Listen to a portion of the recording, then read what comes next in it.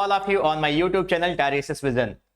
कल के वीडियो में हमने बात की है कि किस तरीके से बैटल ऑफ बॉसवर्थ फील्ड में हेनरी सेवेंथ अपने अपोनेंट रिचर्ड थर्ड को हराते हैं और उन्हें मार देते हैं। और उसके बाद 1485 में यहां पर हेनरी ट्यूडर, जो कि नाम होता है हेनरी सेवेंथ का, हेनरी ट्यूडर यहां के किंग बन जाते हैं 1485 में इंग्लैंड के। और उसके बाद 1485 से लेकर के 1509 तक हेनरी सेवेंथ का इंग्लैंड पर रूल रहता है। उनके बाद उनके बेटे किंग हेनरी 8 यहां के राजा बनते हैं, जो 1509 से लेकर के 1547 तक वहां पर रूल करते हैं। तो एक समय था जब हेनरी 8, वही हेनरी 8 जिनको डिफेंडर ऑफ द फेथ की उपाधि से नवाजा गया था पोप के द्वारा, लेकिन एक समय सिचुएशन ऐसी आ गई कि कैथरीन ऑफ एरागॉन को डिवोर्स देने के कारण उन्हें क्या करना पड़ा, चर्च से अलग होना पड़ा। और उसके बाद यहां पर आकर के प्रोटेस्टेंट इतनी जड़ें अपनी गहरी जमा लेता है कि पूरी की पूरी कंट्री ही लगभग क्या होती है, प्रोटेस्टेंट हो जाती है। 1547 में किंग हेनरी 8 की डेथ के बाद उनके बेटे एडवर्ड 6 वहां पर बैठते हैं, 9 साल की गद्दी में वहां पर वो इंग्लैंड के थ्रोन पर बैठते हैं। और 1547 से 1553 तक उनका रूल होता है। उनके बाद क्योंकि वो फिजिकली बहुत वीक थे बचपन से ही, और 1553 में उनकी डेथ हो जाती है। 1553 से 1558 तक का जो शासन होता है वो क्वीन मैरी फर्स्ट आती है थ्रोन पर, उनके द्वारा चलाया जाता है। और वो कैथरीन ऑफ एरागॉन की क्योंकि बेटी थी तो वो एक कैथोलिक थी, और अपने पिता के मरने के बाद उन्होंने फिर से क्या किया था, कंट्री को कैथोलिक, ठीक है, की तरफ, कैथोलिक रिलीजन की ओर वो स्टीयर करना चाह रही थी। लेकिन होता यह है कि ये चीजें बहुत दिनों तक नहीं चल पाती हैं। और उसके बाद 1558 में इनकी डेथ हो जाती है। 1558 में क्वीन एलिजाबेथ फर्स्ट यहां की क्वीन बनती हैं। तो कल हमने लिटरेचर में भी बात करी थी किस तरीके का लिटरेचर वहां पर फ्लोरिश हो रहा था रेनेसेंस में या उस टाइम पीरियड में। आज हम बात करेंगे बेसिकली रेनेसेंस पोएट्री को लेकर के। अभी तक की अगर हम पोएट्री को लेकर के बात करें जो वहां पर मिडिल एजेस या डार्क एजेस में था, चाहे वो चौसर हो या कोई और दूसरा ऑथर हो, चाहे वो कैडमन की हाइम हो, तो अभी तक हम देख रहे हैं कि वहां पर पूरी तरीके से पोएट्री पर कंट्रोल है चर्च का।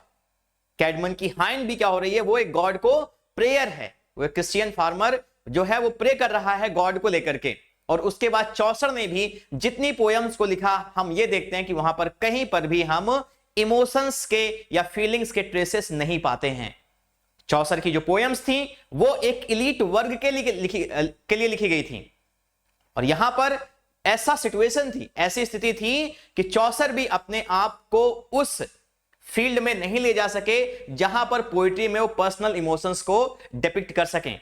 उनकी जितनी भी पोएम्स हैं, जितनी पोएम्स हैं, वो सारी ब्रेन के लिए बनी हैं, वो सारी माइंड के लिए, वो सारी विट के लिए, वो सारी रेशनैलिटी के लिए बनी हैं। लेकिन इमोशंस, फीलिंग, इन सब की कोई भी जगह वहां पर नहीं है। चाहे वो चौसर का कैंटरबरी टेल्स हो या कोई दूसरा बड़ा work, legend of good women, हर जगह पर उन्होंने विट का ही अपने इस्तेमाल किया है। लेकिन यहां पर रेनेसेंस के आने के कारण, रिफॉर्मेशन के आने के कारण 1527 में जब किंग हेनरी 8 ने अपने आप को रोमन कैथोलिसिज्म से अलग किया, उसके बाद यहां पर एक तरीके की लिबर्टी लोगों को मिलना स्टार्ट हो जाती है। प्रोटेस्टेंट रिलीजन जिसने अपने आप को रिलीजियस फैनेटिसिज्म से यानी कि धर्मांधता से बिल्कुल दूर रखा था, अब यहां पर क्या हो रहे हैं कि प्रोटेस्टेंटिज्म की वजह से ही लोगों को लिबर्टी मिलना स्टार्ट हो जाती है। और इस लिबर्टी का वहां के पोएट्स ने बखूबी इस्तेमाल किया अपनी पोएटिक कंपोजिशंस में, जहां पर उन्होंने फ्रीली और फ्रैंकली इमोशंस को और फीलिंग्स को और लव को अपनी पोएम्स में डिपिक्ट किया। क्वीन एलिजाबेथ फर्स्ट के आने से थ्रोन पर एक तरीके की अलग से लिबर्टी लोगों को मिल जाती है। तो रेनेसेंस पोएट्री को लेकर के हम बातें करते हैं और देखते हैं कि आज की वीडियो में क्या है।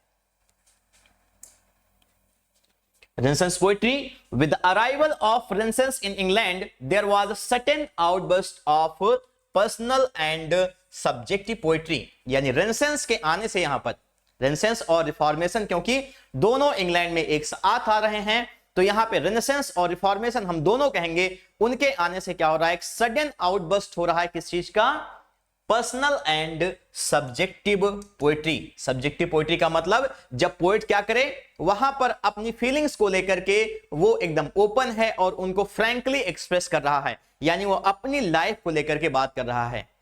ये ऑब्जेक्टिविटी या इम्पर्सनैलिटी की बातें यहां पर नहीं थी। The spirit of the age provided individuality and free expression to the poets to express their emotions and feelings in poetry. यानी इस एज की जो स्पिरिट थी उसने पोएट्स को एक लिबर्टी प्रोवाइड की कि वो अपनी पर्सनल फीलिंग्स को वहां पर एक्सप्रेस कर सकते हैं, चाहे वो सर फिलिप सिडनी हो, चाहे वो विलियम शेक्सपियर हो, चाहे वो बेन जॉनसन हो। सबकी पोएम्स में हमें क्या देखने के लिए मिल रहा है, एक पर्सनल टच, एक सब्जेक्टिव टच वहां पर हमें मिलता है और बड़ी फ्रैंकली वो कन्फेस कर रहे हैं अपने लव को लेकर के यहां पर इन पोएट्री में, इस पोएट्री में। आगे देखते हैं, the common theme of renaissance poetry was love. यानी कि जो कॉमन थीम है रेनेसांस पोएट्री का वो क्या था, लव था। चाहे सर फिलिप सिडनी का एस्ट्रोफेल एंड स्टेला हो जो कि एक सोनेट सीक्वेंस है उसमें, या बेन जॉनसन के जो सोनेट्स थे, जो पोएम्स थी उसमें, चाहे हम विलियम शेक्सपियर के सोनेट्स देख रहे हैं उसमें, Thomas I white, earl of Surrey, सब ने क्या किया, उनका कॉमन थीम था लव। और ये जरूरत, ये जो एक्सपेरिमेंट था वो अभी तक के लिटरेचर में बिल्कुल भी नहीं किया गया था। आगे देखते हैं, इट वॉज एन अपॉर्चुनिटी, एक अवसर था, to express the repressed feeling, यानी कि वो फीलिंग्स जो क्या हैं, रिप्रेस्ड हैं, दबी हुई हैं, through the medium of poetry, यानी पोएट्री के जरिए, पोएट्री के माध्यम से वो सारी फीलिंग्स क्या हो रही हैं, अब बाहर आ रही हैं। It was an awakening in Europe inspired by the reintroduction of Greek and Roman literature, यानी ग्रीक और रोमन लिटरेचर, चाहे वो आपके स्काइलस हो, चाहे वो यूरिपिडस हो,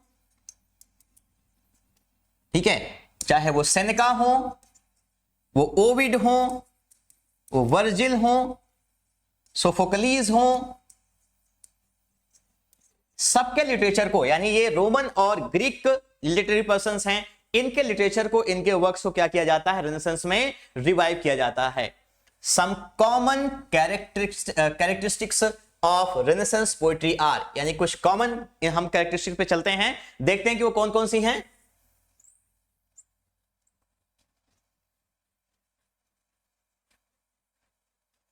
depiction of personal and subjective emotions, इसके बारे में हम बात कर चुके हैं कि यहां पर जो भी पोएट्स आते हैं प्लेटफॉर्म पे, उन्होंने क्या किया, उन्होंने पर्सनल और सब्जेक्टिव इमोशंस को अपनी पोएम्स में डिपिक्ट किया।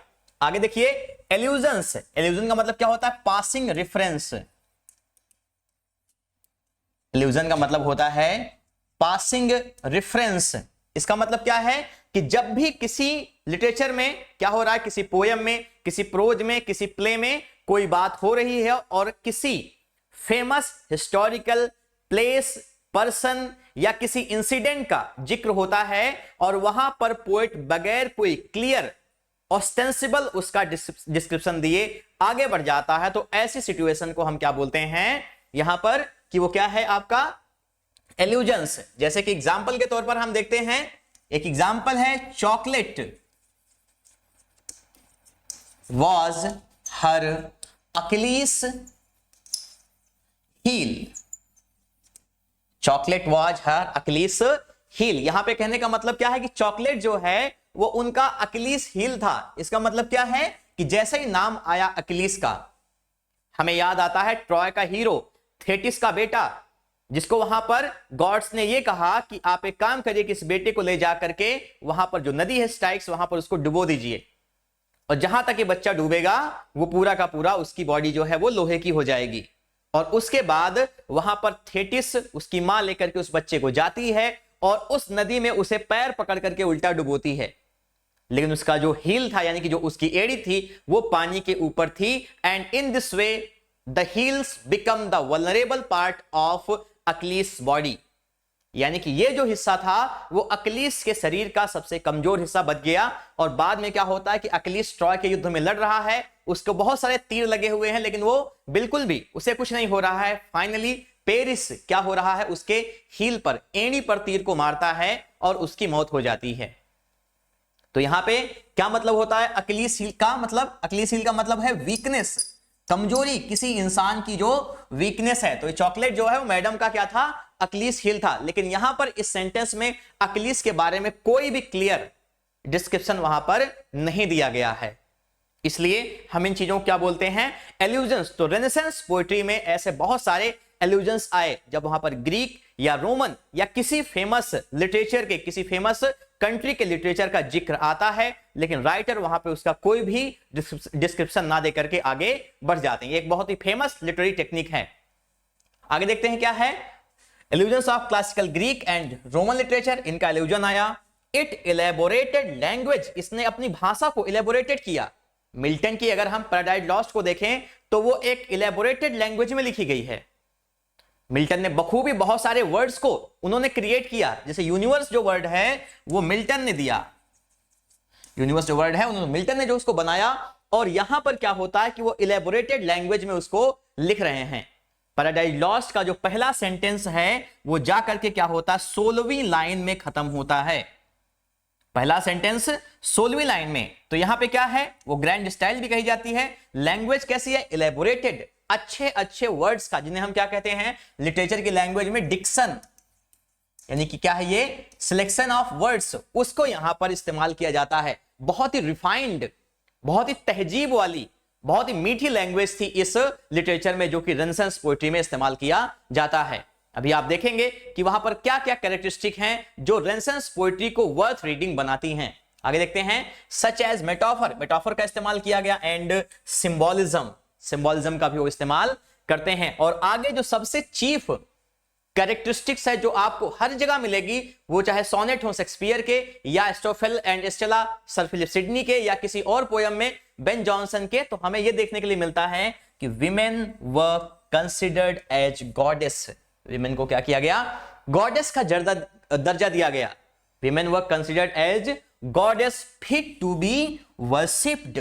यानी कि अभी तक हम जब देख रहे थे कि चौसर ने अपनी कैंटरबरी टेल्स को लिखा, तो वहां पर फैब्लियो का उन्होंने इस्तेमाल किया। ये ऐसी टेक्निक है, फैब्लियो में जब ये दिखाया जाता है कि किसी मिडिल क्लास, ठीक है, पुरुष की जो वाइफ है वो उसको ककोल्ड कर रही है, यानी उसके रहते वो किसी और के साथ रिलेशनशिप को स्टैब्लिश कर रही है।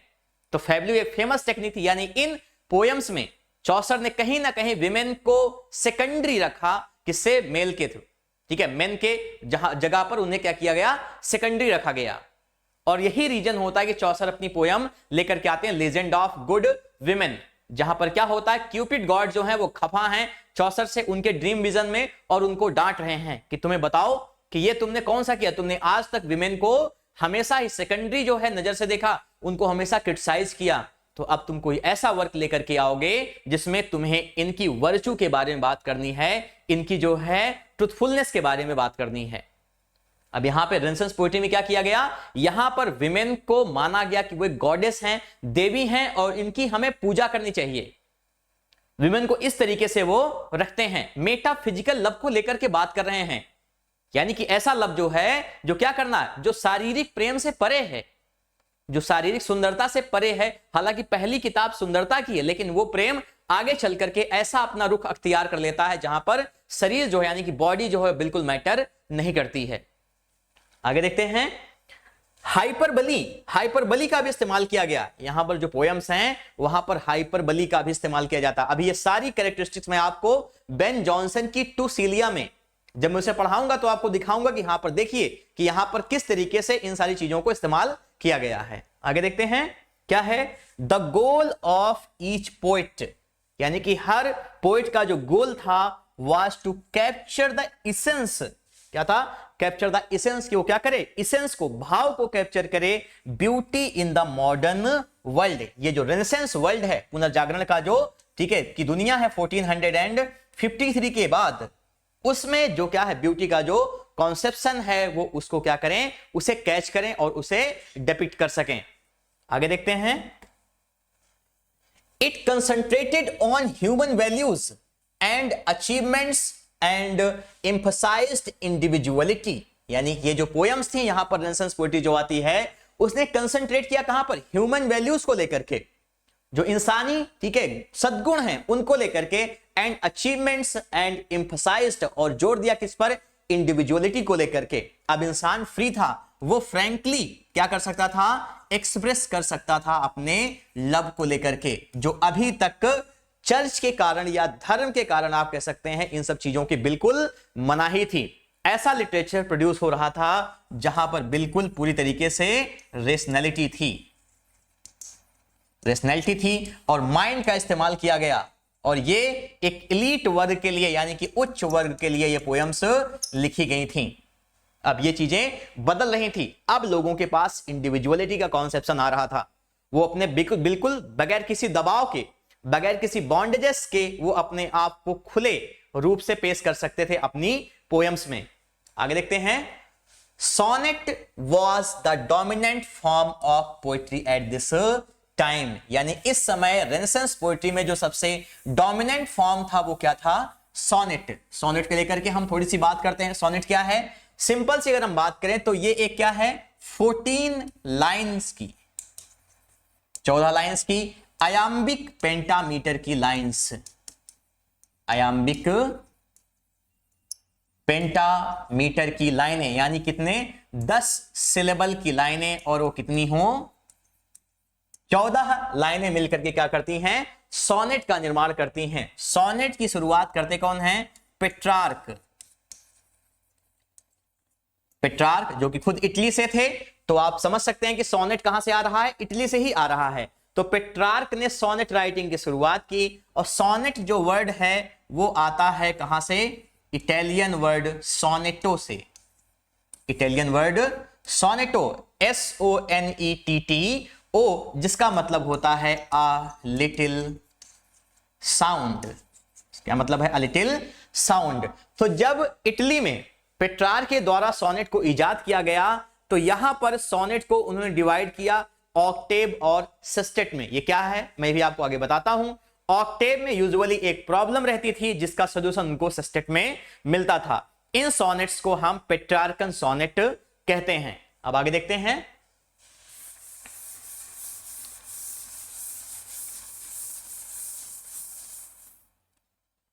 Sonnet originated in Italy and established by Petrarch, यानी कहां से इसकी शुरुआत होती है, इटली से। एस्टैब्लिश किसने किया, पेट्रार्क ने in 14th century, 14th century में as a major form of love poetry. कैसा है ये, लव पोइट्री का एक मेजर फॉर्म था। It is a short 14 lines poem, एक छोटी 14 लाइन्स की पोयम है। It was introduced in England by Thomas Wyatt. इसको इंग्लैंड में 2 लोगों ने इंट्रोड्यूस किया, एक तो कौन है, टॉमस वाइट, दूसरा नाम है हेनरी होवर्ड। हेनरी होवर्ड, यही हेनरी होवर्ड है जिनको एग्जीक्यूट कर दिया जाता है, या इनको हम अर्ल ऑफ सरे भी कहते हैं। अर्ल ऑफ सरे, ये क्योंकि इनकी पोस्ट थी अर्ल ऑफ सरे। तो टॉमस वाइट ने क्या किया, उन्होंने तो पेट्रार्कन सोनेट के ही कॉन्सेप्ट को अपनाया। पेट्रार्कन सोनेट ही था उनका जो है, जो उन्होंने सोनेट्स लिखे। हेनरी होवर्ड ने एक नया टाइप दिया सोनेट का, जो कि आगे चल करके इंग्लिश सोनेट या शेक्सपियरियन सोनेट के नाम से जाना जाता है। पेट्रार्कन सोनेट कैसे थे, वो डिवाइडेड थे ऑक्टेव। ऑक्टेव मींस 8 लाइंस, और अगले कौन से हैं, सेस्टेट। सेस्टेट मींस 6 लाइंस, यानी एक आपका स्टेंजा 8 लाइन का है, दूसरा स्टेंजा क्या है, वो 6 लाइंस का है, 8 और 6 लाइन का। इस तरीके से वो 14 लाइंस हो रही हैं। राइम स्कीम के बारे में अभी आगे बात करूंगा आपसे। और यहां पे हम समझते हैं हेनरी होवर्ड का, इन्होंने क्या किया, इन्होंने जो 14 लाइंस का डिवीजन है इसको दूसरी तरीके से रखा। इन्होंने क्या किया, इन्होंने 14 लाइंस को डिवाइड किया पहले कैसे, 3 क्वार्ट्रेंस। 3 क्वार्ट्रेंस। अब 3 क्वार्ट्रेंस, क्वार्ट्रेंस आपका 4 लाइन का स्टेंजा होता है, तो 3 × 4 = 12। और इसके बाद यहां पे क्या होता था, एक कपलेट। एक कपलेट, कपल से नामी क्या हुआ, 2, तो ये 2 लाइन का एक दूसरा स्टेंजा, और इस तरीके से 12 और 2 14, 14 लाइन की ये पोयम हो जाती थी। यहां पर क्या है टॉमस वाइट वाले में, कि यहां पर ऑक्टेव में क्या हो रही प्रॉब्लम है, और इसका सॉल्यूशन कहां पर मिल रहा है, सेस्टेट में। और यहां पर क्या है, प्रॉब्लम इन 12 लाइंस में है, किसी चीज को लेकर के पोएट परेशान है, ठीक है, वो अपनी बिलवेड को लेकर के परेशान है, वो अपने फ्रेंड की ब्यूटी को लेकर के परेशान है, और उसका जो सोल्यूशन है वो निकल के आता है इन 2 लाइन में, यानी कि इन कपलेट में।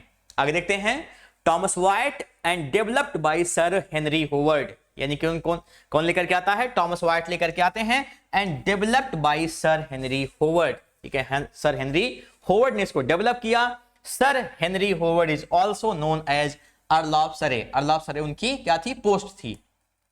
आगे देखते हैं, the Petrarchan sonnet, Petrarchan sonnet also known as Italian sonnet, या इसे हम क्या नाम से जानते हैं, इटालियन सोनेट के नाम से भी हम जानते हैं। ये क्या है, was introduced in England by Thomas Wyatt, इसको किसने किया इंट्रोड्यूस इंग्लैंड में, टॉमस वाइट ने। इन दिस फॉर्म, इस फॉर्म में 14 lines have been divided into 2 parts, 14 line को कितने, 2 भागों में डिवाइड किया गया है। पहली है कौन सी, ऑक्टेव 8 लाइन्स का, और दूसरा कौन सा है, सेस्टेट यानी कि 6 लाइन का। इन ऑक्टेव, ऑक्टेव में क्या होता है, पोएट प्रपोजेस क्वेश्चंस, पोएट क्या करता है, एक सवाल उठाता है, और क्या, एंड इन सेस्टेट, और यानी कि सेस्टेट में इट्स आंसर इज गिवन, ठीक है, क्या होता है, इसका आंसर दिया जाता है। यानी क्वेश्चन का मतलब क्या है, एक यहां पर उसको एक प्रॉब्लम रहती है ऑक्टेव में, और यहां पर सेस्टेट में क्या होता है, उसको सोल्यूशन मिलता है उस प्रॉब्लम का, या आंसर मिलता है। As far as the rhyme scheme is concerned, जैसा कि राइम स्कीम से कंसर्न है, इट इज, ये क्या है, ABBA ABBA CDC CDC, ABBA ABBA CDC CDC। कुछ लोग इसको अब्बा अब्बा के नाम से याद करते हैं, तो आपको जिस तरीके से अब्बा या कुछ और भी याद आए तो आप कर लीजिए। तो ABBA ABBA CDC CDC, या और क्या हो सकता है, ABBA ABBA, यहां पर क्या है, CDC है, तो यहां पे क्या हो जाएगा, CDE CDE, दोनों हो सकते हैं, ABBA ABBA CDC CDC या CDE CDC, sorry CDE।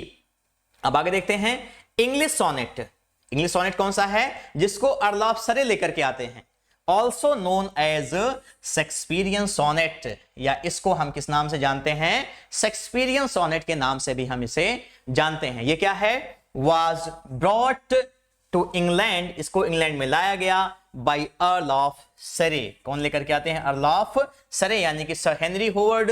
Shakespeare refined, polished and used according to his own comfort, यानी कि शेक्सपियर ने आगे चल करके जो उनका सोनेट्स का कलेक्शन आता है, जिसमें 154 सोनेट्स होते हैं, उसमें उन्होंने अलग अलग तरीके से इसको रिफाइन किया है, या एक्सपेरिमेंट उसमें किया हुआ है। आगे देखते हैं, टॉटल्स मिसलेनी, ये रिचर्ड टॉटल का नाम है, उनसे आता है। टॉटल्स मिसलेनी केम इन 1557, 1557 में आता, यानी कि अभी तक विलियम शेक्सपियर का चूंकि जन्म भी नहीं हुआ है, ठीक है, तब ये टॉटल्स मिसलेनी आते हैं, जहां पर टॉमस वाइट, अर्ल ऑफ सरे और एक निकोलस ग्रिमाल्ड हैं, उनके सोनेट्स वहां पर इस टॉटल्स मिसलेनी में रहते हैं। देखते हैं, इट इंक्लूड्स 54 सोनेट्स, इस टॉटल्स मिसलेनी में कितने, 54 सोनेट्स हैं। The sonnets of Earl of Surrey, the sonnets of Earl of Surrey, sorry, और कौन से हैं, टॉमस वाइट के सोनेट्स हैं, and Nicholas Grimald were included in it. An important variant of the English sonnet is Spenserian sonnet, एक दूसरा variant English sonnet का कौन सा है, Spenserian sonnet, introduced by Edmund Spenser. Faerie Queene वाले ये चचा हैं, उनका है ये। और ये सोनेट्स कैसे डिफरेंट थे मैं आपको बता रहा हूं। इंग्लिश सोनेट के बारे में अगर हम बात करें, इधर है इंग्लिश और इधर है स्पेंसरियन, ये भी आपके क्वार्ट्रेन और कपलेट में ही डिवाइडेड थे, बस फर्क क्या था, यहां पर स्पेंसरियन सोनेट्स में लाइंस इंटरलिंक्ड हैं। हमेशा याद रखिएगा इस चीज को, कैसी हैं लाइंस, इंटरलिंक्ड। और यहां पर इंडिपेंडेंट स्टैंजा है, कैसा है, इंडिपेंडेंट स्टैंजा। अभी आपको नहीं समझ में आया होगा, राइम स्कीम में बताता हूं, समझ में आ जाएगा। यहां पर क्या होता है, इंग्लिश सोनेट में राइम स्कीम देखिए, 14 लाइन है, A B ए बी, ठीक है, ये हो गया पहला पैरा। दूसरा होता है कैसा, सी डी सी डी, ये हो गया दूसरा स्टेंजा। उसके बाद तीसरा है ई एफ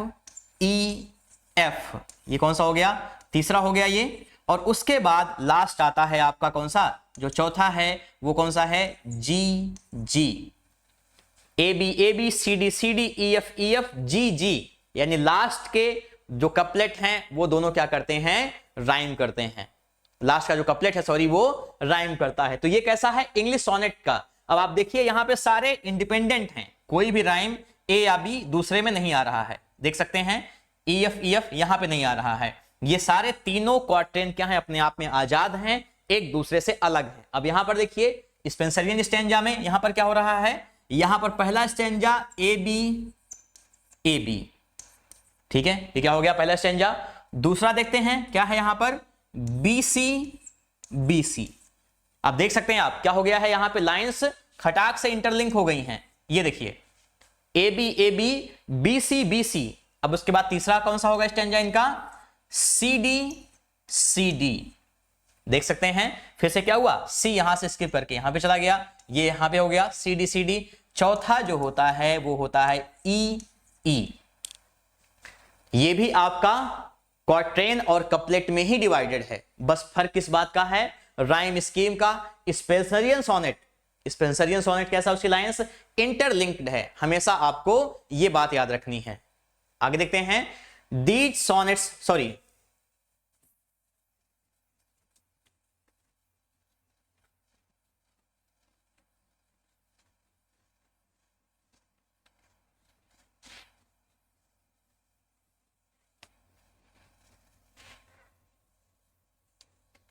चलिए अगला क्या है, ये कलेक्शन है एस्टोफेल एंड स्टेला 108 सॉनेट्स, और ये सॉनेट सीक्वेंस है।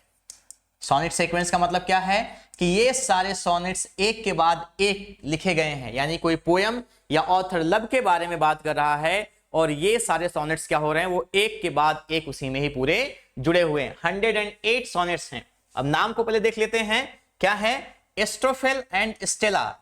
एस्टोफेल कौन है, ये स्वयं सर फिलिप सिडनी हैं, इन्होंने अपना नाम क्या रखा हुआ यहां पे, एस्टोफेल। और ये स्टेला कौन है, इनकी बिलवेड जिनका नाम है पेनिलोप डेवेरियो, DEVERUX, डेवेरियो पढ़ा जाएगा।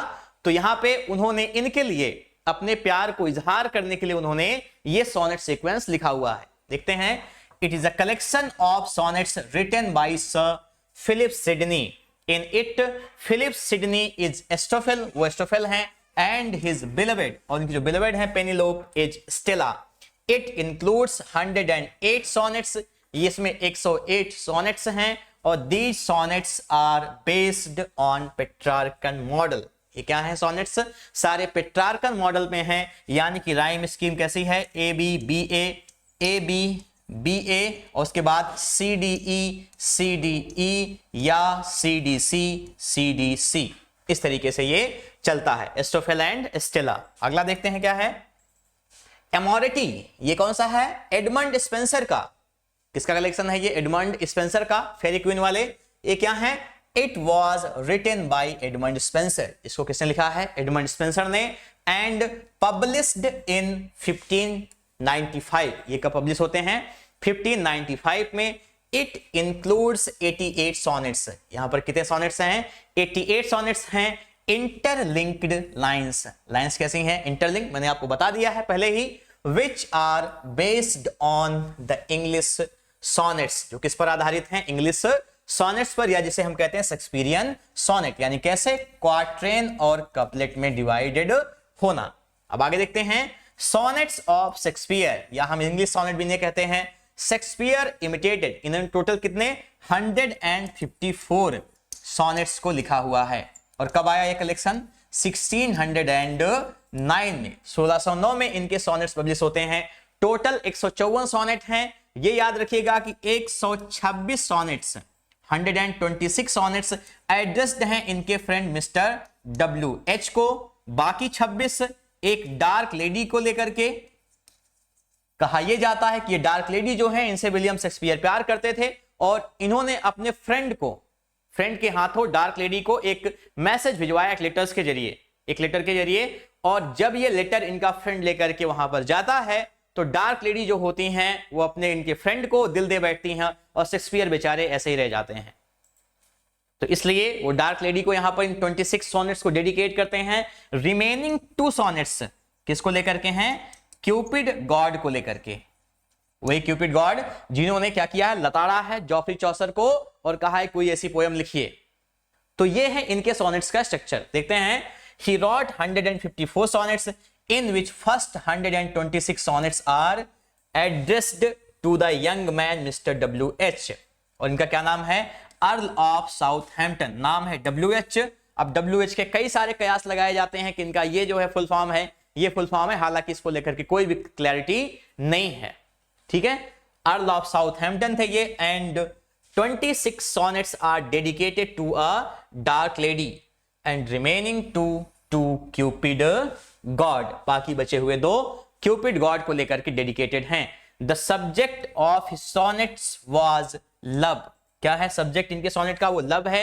His sonnets consists of 3 quatrains। मैं आपको बता चुका हूं 3 quatrains यानी कि 4 लाइन स्टेंजा, 4 लाइन का 4 into 3 हो जाएगा 12 एंड अ कपलेट और एक 2 लाइन का। द राइम स्कीम क्या है?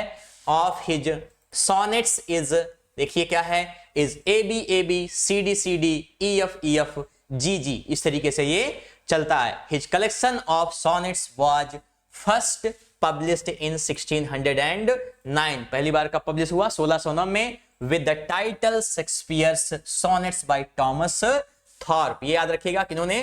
टॉमस थॉर्प ने इनके सॉनेट्स के कलेक्शन को पब्लिश किया था। और कब? 1609 में। इस डेट को याद रखिएगा। तो ये थी रेनेसांस पोएट्री और उस समय जो सोनेट या सोनेट सीक्वेंस थे और जो फेमस थे उनको लेकर के हमने बातें की। अब यहां पर हम बात करते हैं, चल रहे हैं आपसे जो है बात करने, एक पोयम है बेन जॉनसन की टू सीलिया। ये पोयम मैं आपको इसलिए पढ़ा रहा हूं क्योंकि इस पोयम को हम लोगों को, जब हम लोग ने बीए सेकेंड ईयर में थे तब प्रोफेसर एलास शर्मा सर ने इस पोयम को पढ़ाया हुआ था और इसके जरिए वो हम लोगों को रेनेसांस पोएट्री और इसकी कैरेक्टरिस्टिक्स को समझाते थे। बहुत ही अच्छी पोयम में, बहुत ही छोटी पोयम में आप बिल्कुल पूरा का पूरा जो रेनेसांस पोएट्री का कॉन्सेप्शन था उसको आप समझ जाएंगे। तो आइए अब देखते हैं कि इस पोयम में क्या है। इस पोयम का नाम है टू सीलिया। क्या नाम है? टू सीलिया। अब यहां पर एक लवर है और उसकी एक बिलवेड है, तो उसको एड्रेस करके ये जो लवर है वो बोल रहा है, drink to me only with thine eyes. Drink to me only with thine eyes, यानी यहां पे ड्रिंक करने का मतलब क्या है? सी करने की बात है, देखने को लेकर के बातें हैं और देखने से ही यहां पे नजदीकियों की जरूरत नहीं है, यहां पे जरूरत है सिर्फ देखने को लेकर के। और वो सुंदरता, beauty lies in the eyes of beholder या beauty lies in the beholder's eyes, उसको लेकर के बातें हैं कि सुंदरता जो है वो देखने वाले की आंखों में बसती है। और वो कह रहा है अपनी बिलवेड से कि अगर तुम मुझे बस देख भी लो, बात ये नहीं कि हम हमसे बात करेंगे या हमें आपको इंतजार करना है कि आप व्हाट्सएप पे रात में ऑनलाइन होंगे और वहां पर हम आपके प्रेम को अपने आप से एक्सप्रेस करेंगे, ये चीजें यहां पर नहीं है। यहां पर क्या है? Drink to me only with thine eyes, कि तुम बस देख भर लो मुझे और क्या होगा? I will please and I will swear, मैं ये क्या करता हूं? संकल्प लेता हूं विद माइन, कि मैं भी तुमको देखूंगा, तुम मुझे देखोगी तो मैं भी तुम्हें देखूंगा। बस इतनी सी हमारी प्रेम कहानी। ना तो मिलने की बात है यहां पे, ना ही मैं तुमसे कहीं पे जाने की बात करूंगा, ना तो हम डेट पे जाने की बात करेंगे। बस ये है कि हां तुम एक बार नजर उठा करके मुझे देख लो कि हां कोई तुम्हारी तरफ भी देख रहा है, इतना ही मेरे लिए सफिशिएंट होगा। रॉबर्ट ब्राउनिंग की पोयम है द लास्ट राइड टुगेदर, उसमें जो बिलवेड है उसकी वो छोड़ करके जा रही है। और रॉबर्ट ब्राउनिंग जो कि जाने जाते हैं अपने ऑप्टिमिज्म के लिए, अपनी होपफुलनेस के लिए, यानी कि उनकी जो उम्मीद थी। लवर जो है अपनी बिलवेड से कहता है कि ठीक है तुम जाओ, कोई बात नहीं है, बस एक बार मेरे साथ राइडिंग कर लो, घुड़सवारी पे करो मेरे साथ में। Who knows the world may end tonight। इतना होपफुल है कि कह रहा है कि कौन जानता है, हो सकता है कि दुनिया आज ही खत्म हो जाए, इतना ज्यादा ऑप्टिमिज्म है उसके पास में। और यहां पर ऑप्टिमिज्म जो दिखाया जा रहा है वो बिल्कुल आप देख सकते हैं किस तरीके से मेटाफिजिकल लव का जो कॉन्सेप्शन था, यहां पे बिल्कुल बॉडीली लव की बात ही नहीं है। बस आप देख लीजिए हमें, और हम भी आपको क्या करेंगे, देखेंगे। या क्या करना है, और लीव अ किस but in the cup. Physical relationship की कोई बात नहीं है, ना तो फिजिकल टच को लेकर के बात है, कॉफी बार के गाने की तरीके से है, देखा है तेरी आंखों को। कह रहा है यहां पे, और लीव अ किस बट इन द कप, या किस को छोड़, मेरे होठों पर आपको किस करने की कोई जरूरत नहीं है, आप सिर्फ कप पर क्या करिए, किस कर दीजिए। और क्या होगा इसको देख करके, and I will not look for wine. आजकल के जो मर्द हैं, आजकल के जो युवा हैं, वो अपनी प्रेमिकाओं के दुख में आकर के कंज्यूम करना शुरू, लिख कर को पी करके पड़े हैं वहां पर, पूछिए क्या हुआ, तो छोड़ करके चली गई। अरे कभी इसका भी नशा करिए। क्या हो रहा है, लीव अ किस बट इन द कप। कितना बड़ा प्यार है, कितना सेटिस्फेक्शन है उस इंसान को जो कह रहा है कि आप क्या करिए, सिर्फ कप में, प्याले में अपने किस को छोड़ दीजिए। And I will not ask for wine, I will not look for wine. मुझे शराब की कोई जरूरत नहीं है, मुझे साकी की कोई जरूरत नहीं है, मैं खाने में तो मैं जाऊंगा ही नहीं, मुझे बच्चन की मधुशाला में क्या होगा, जाकर के सुकून मिल जाएगा। मधुशाला मिले या ना मिले, मुझे वो शराब मिले या ना मिले, लेकिन मुझे जो नशा होना था, जो मुझे हैंगओवर होना था, वो सिर्फ इस प्याले के किस को देख करके ही आ जाएगा। आगे देखते हैं क्या कहता है वो, the thirst that from the soul doth rise. अब देखिए, the thirst that from the soul doth rise, कि तुमको देखने के बाद जो थर्स्ट यानी कि जो प्यास है, वो आजकल के प्यार को लेकर के बातें नहीं है कि बस आज मिले, कल जो है उसके बाद क्या हुआ, सब बिछड़ गए।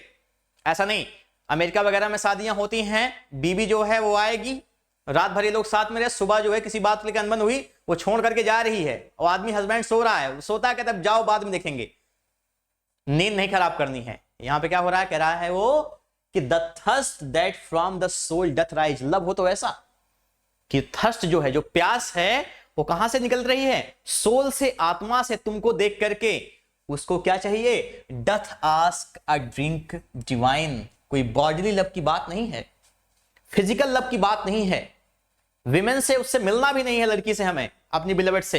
कह रहा है कि doth ask a drink divine, यहां पर वाइन से मेरा काम नहीं चलने वाला है। यानी कि ये जो थर्स्ट है, जो प्यास जो है उठी हुई है तुमको देख करके, वो क्या है कि मुझे वाइन से इसको सेटिस्फेक्शन नहीं मिलने वाला है, इसको एक डिवाइन ड्रिंक चाहिए, एक गॉड लाइक ड्रिंक, ईश्वर का जहां पर ब्लेस हो, जहां पर ईश्वर की मंजूरी हो, उस तरीके की चीजों में हमें जाकर के इस थर्स्ट को हम अपने सेटिस्फाई कर पाएंगे। ये बॉडली लव से, यानी मिल करके हमें तुम्हें प्यार करके उस टाइप की सेटिस्फेक्शन नहीं मिलेगा, बल्कि क्या होगा, doth ask a drink divine. हो सकता है कि मैं जो पोएम्स कंपोज कर रहा हूं, ये जो मैं पोएम लिख रहा हूं तुम्हारी ब्यूटी को लेकर के, तुमको लेकर के, इससे मेरी वो जो थर्स्ट है वो बुझ जाए, जो प्यास है वो बुझ जाए। आगे कहता है बट माइट आई, अगला देखिए जो डेडिकेशन है लवर का। और मैंने बात की थी आपसे इल्यूजन्स को लेकर के कि ग्रीक और रोमन कैरेक्टर्स का, इन चीजों का इल्यूजन आता है। कह रहा है बट माइट आई ऑफ जोग, जो कौन है, जुपिटर। जुपिटर गॉड को आप लोग जानते होंगे, बृहस्पति वही है। बट माइट आई ऑफ जोब्स नेक्टर, नेक्टर मींस अमृत, सप। कह रहा लेकिन अगर तुम्हारे बदले में मुझे क्या मिल जाए, बट माइट आई ऑफ जोब्स नेक्टर, सप की क्या हो, जुपिटर का अमृत भी मिल जाए, क्या तुम्हारे बदले में। क्या कह रहा है, I would not change for the, ठीक है, I would not change for दाइन, कि भले ही क्या हो जाए, जुपिटर का नेक्टर मिल जाए, कि तुम्हारे बदले मुझे वो मिल जाए, मुझे वो बिल्कुल मंजूर नहीं है। ये वो वाला प्यार नहीं है कि पिता ने चेक काटा, कितने का चेक चाहिए, लेकर के मेरी लड़की से अलग हो जाओ जिंदगी से, और तुरंत हम एग्री, बिल्कुल लीजिए, क्या करना, पैसा है, सब कुछ आ जाएगा। यहां पे कह रहा है बट माइट आई, कितनी हाइपरबली भी है इस लाइन में, क्या है, हाइपरबली की हमने बात की थी। हाइपरबली भी कह रहा है कि भले ही क्या हो जाए, जुपिटर तो सच में आने वाले नहीं है, कह रहा है जुपिटर का अमृत भी मिल जाए ना तुम्हारे बदले, I would not change for दाइन, मैं बदलने वाला नहीं हूं, याद रखना इस चीज को। आगे कह रहा देखिए, आई सेंट, मैंने भेजा तुमको, दी यानी कि यू, तुमको, लेट अ रोजी रीथ। ठीक है, रोजी मतलब लेट मीन्स बाद में, रोजी रीथ, रीथ का मतलब आप समझिए कोई गजरा समझिए उसको, ठीक है, कोई हार समझिए फूलों का। कह रहा है कि मैंने तुमको भेजा क्या, फूलों का एक रीथ यानी कि हार आप समझिए। कह रहा है कि मैंने तुमको फूलों का एक हार भेजा, एक गुलदस्ता भेजा। और क्या कह रहा है, कैसे, not so much honouring thee women fit to be worshipped. कह रहा है not so much honouring thee, madam वो जो गुलाब के फूल है ना, वो कह रहा है कि वो तो बिल्कुल आपकी सुंदरता के आगे फीके पड़ते हैं। आपकी सुंदरता अनमोल है, ये गुलाब जो है वो क्या कर रहा है, वो उनकी इतनी जो है सामर्थ्य नहीं है कि वो आपकी सुंदरता की बराबरी कर पाए। कह रहा है कि आई सेंड दी लेट अ रोजी रीथ, मैंने आपको क्या किया, लेट बाद में भेजा, अ रोजी रीथ एक गुलाबों का एक जो है गुलदस्ता या आप कह सकते हैं एक जो है हार, not so much honouring thee, हिम्मत नहीं है। कहता है not so much honouring thee, ठीक है, क्या है, not so much honouring thee as giving it a hope, मुझे उम्मीद थी क्या, that there it could not withered be, withered means fade, फिर से हाइपरबली। कह रहा मुझे उम्मीद थी किस बात को लेकर के, कि क्या है, it could not withered B, आपके पास जाने के बाद ये मुरझा नहीं सकते हैं, मुरझाएंगे नहीं।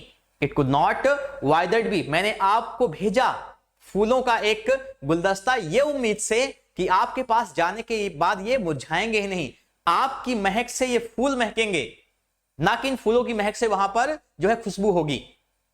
इतना बड़ी हाइपरबली कह रहा है कि फूल जो है वो आपके पास जाने के बाद मुरझाएंगे ही नहीं, आपकी हंसी के साथ, आपकी सुंदरता के साथ ये हमेशा हरे रहेंगे, हमेशा ये महकते रहेंगे। कह रहा है it could not withered be but thou, thou means you, archaic language, you their on डिड्स only breathe, breath मतलब स्मेल, लेकिन मैडम आपने क्या किया, आपने बस उन फूलों को सूंघा।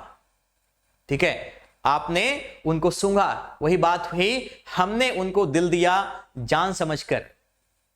प्रोफेसर इलाज शर्मा सर की ही लाइन है, जब वो हम लोगों को राइम पढ़ाते थे तो यही लाइन बताते थे, हमने उनको दिल दिया जान समझकर, खा गए वो उसको पान समझकर।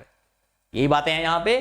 कह रहा है कि but thou there on डिड्स only breathe, लेकिन तुमने क्या किया, आपने, सॉरी तुम, मैं कह रहा हूं, आपने क्या किया, आपने उन फूलों को बस स्मेल किया, सूंघा और क्या कर दिया, देखिए, and sends it back to me, और मुझे क्या कर दिया, वापस दे दिया, यानी मेरा इतना प्यार भरा प्रस्ताव आपने क्या कर दिया, ठुकरा दिया महज एक क्षण में।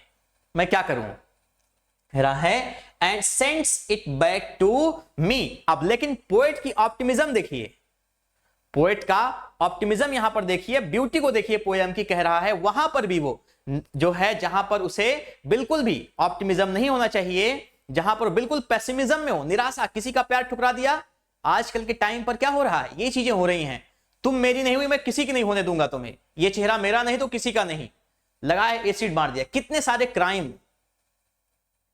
लब कितना बड़ा है यहां पे, बेन जॉनसन ने कितनी खूबसूरत लाइन लिखी, देखिए, कह रहा है वो and sends it back to me, मतलब यू रिजेक्टेड माय प्रपोजल, आपने क्या किया, मेरे प्रपोजल को रिजेक्ट कर दिया। मैं आपसे कसमें खाता रहा कि जुपिटर का अमृत मिल जाएगा, फिर भी मैं आपके लिए बदलूंगा नहीं, मैं जैसे हूं मैं वैसे रहूंगा। मैंने फूल भेजा, आपने बस स्मेल किया और रिटर्न कर दिया, कोई बात नहीं। अब आगे देखिए, कह रहा है सिंस, तब से, व्हेन इट ग्रोज, जब ये फूल क्या होते हैं, ग्रो करते हैं, एंड स्मेल्स, और महकते हैं, आई स्वेयर, मुझे कसम है, मैं कसम खाता हूं किस चीज को लेकर के, नॉट ऑफ इटसेल्फ, अब फूलों से फूलों की खुशबू नहीं आती है, इन गुलाब से गुलाबों की खुशबू नहीं आती है, बट दी मीन्स योर, लेकिन अब यहां पर खुशबू किसकी आती है, तुम्हारी।